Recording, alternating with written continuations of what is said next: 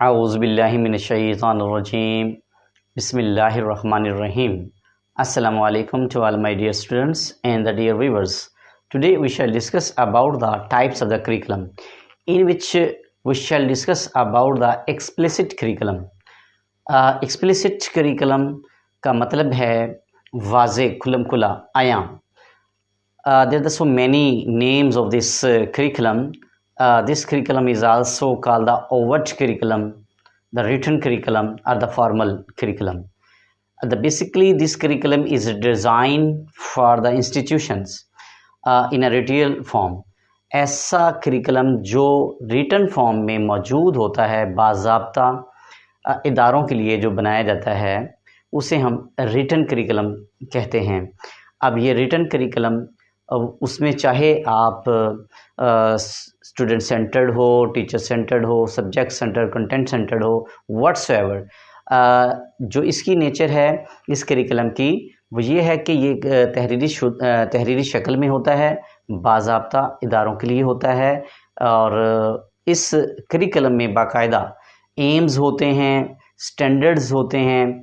ज़ाहिर बात है इस करिकुलम में तमाम चीज़ों को देखा जाता है, तमाम नॉलेज की बेस को देखा जाता है, तमाम स्टैंडर्ड्स को देखा जाता है, लेवल्स को देखा जाता है. तो ये इस लिहाज से हम कह सकते हैं कि ये जो हमारे पास रिटन करिकुलम जो होता है एक बाज़ाब्ता होता है और स्टैंडर्ड बेस होता है और इस लिहाज से इस करिकुलम के बाकायदा एम्स होते हैं जो कि नेशनल वाइड्स एम्स की रोशनी में ये बनाया जाता है करिकुलम. तो ये एक स्टैंडर्ड बेस्ड करिकुलम है और इसका कोई ख़ास एजेंडा है, इंस्ट्रक्शनल बेस्ड होता है और इसको बाकायदा तहरीरी शक्ल में जब किया जाता है वो तमाम नॉलेज को देखकर, ठीक है, कॉग्निटिव, आप हमने पहले भी इसको डिस्कस किया हुआ है, जितनी भी डोमेन्स हैं उनको भी बाकायदा इस रिटन करिकुलम में देखा जाता है. ठीक है, कॉग्निटिव डोमेन है, साइकोमोटर डोमेन है, अफेक्टिव डोमेन है और ख़ास तौर पर कॉग्निटिव डोमेन है.